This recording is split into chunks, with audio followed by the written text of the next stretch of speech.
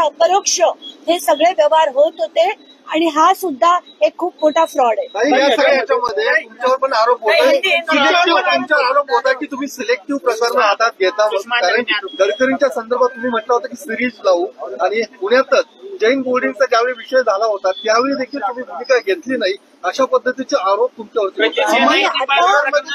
संग्राम जगताप यांचा आहे त्यामध्ये सुद्धा आपण भूमिका घेतली। रणजित सिंह नाईक निंबाळकर प्रकरणात सुद्धा तुम्ही भूमिका घेतली नाही असा आरोप। हा, मला आता रणजित सिंह हा खूप चांगला प्रश्न विचारला।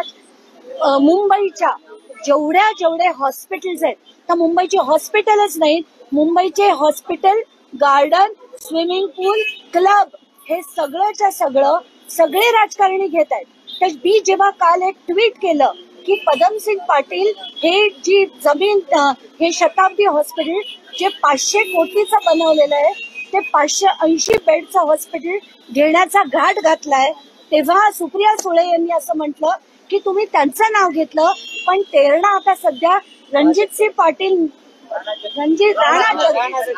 राणा जगजित सिंग चालवत आहेत।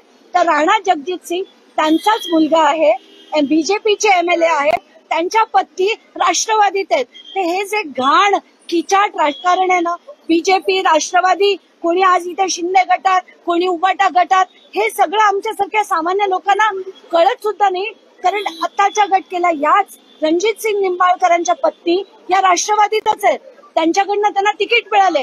मी काल बाईट्स देताना माझ्या बाईट काढून बघा, त्या बाईट मध्ये सरळ म्हटलंय की सगळे राजकारणी हेच धंदे करतात, एवढंच मी